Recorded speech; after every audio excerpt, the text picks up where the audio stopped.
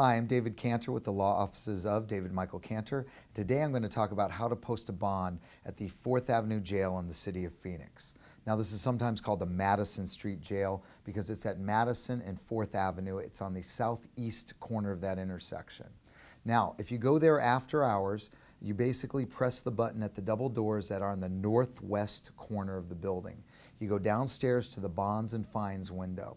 Now when you go there, they'll allow you to post bond almost 24 hours a day. They'll let you do it from 6:30 in the morning till 1:45 in the afternoon, but then they take a break until 2:45. So from 1:45 to 2:45 in the afternoon, they're going to be shut down. Also from 9:45 at night to 10:45 at night, they'll be shut down for 1 hour, and from 5:30 in the morning till 6:30 in the morning, they'll be shut down. But the other 21 hours, you'll be able to post bond. Now when you go there, you're not allowed to post bond with cash, credit card, or check. You have to use 3 different payment methods: a postal money order, a cashier's check, or a Western Union money order. Now I'll talk about all 3. Postal money order, you can only get at the post office and it has to be made out to MCSO. A cashier's check, go to your bank, get it, make sure it's made out to MCSO, which stands for Maricopa County Sheriff's Office, and you need to get a business card with a phone number from the person you got the cashier's check from, because when you take it to the jail, they will call and verify that it's a real cashier's check. Obviously, that's not a great idea if you go and post it after hours or on a weekend. So you may want to use the 3rd method. That is a Western Union money order. Now, Western Union money orders, you cannot get them at Circle K, but you can get them at Fry's grocery stores, 7-Eleven, or Safeway. Now, Fry's grocery store, there's one at 7th Avenue in Camelback. That's closest to the jail. 7-Eleven, there's 7th Avenue in Indian School, and Safeway is 5th Avenue in Osborne. And I'm going to tell you how each of these 3 work. At the Fry's store, you can get the money orders in increments of $750.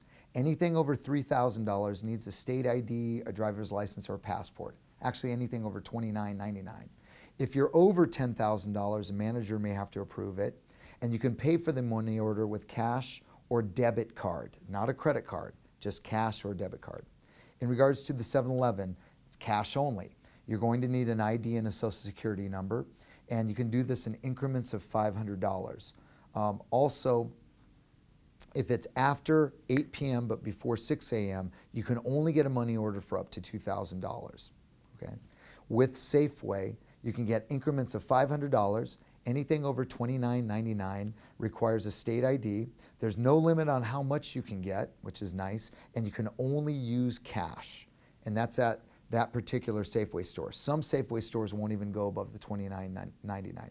Now, at Safeway, you can get those from 8 a.m. to 8 p.m., but not after 8 p.m. That's why Fry's grocery stores are normally the best. I suggest using them.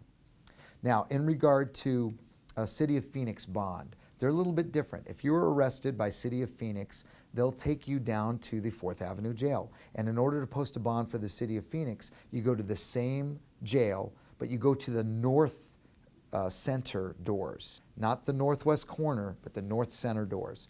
There you're going to go in, and you're going to go downstairs. Now this is only if it's after hours. If it's City of Phoenix and it's Monday through Friday, 8 to 5 p.m., you're going to go over to 300 West Washington. That's where the court is. If it's Monday through Friday and it's after 5 p.m., I hate to tell you this, but you're stuck all the way to the next morning. If it's a weekend or a holiday, that's when you go to the 4th Avenue Jail to post the bond. And if you go there, you're going to go in that north door. They will only accept payments from noon to 9 a.m. Okay, so noon to 9 a.m. on weekends or holidays.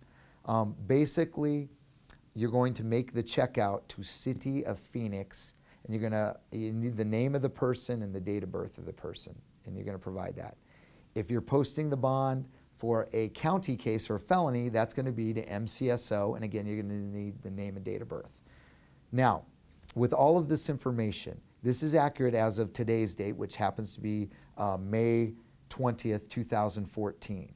If you're watching this video later in time, I suggest you call the Maricopa County Sheriff's Office Information Management Services line or the jail line. The phone number is 602-876-0322, and they'll verify if all this information is still accurate.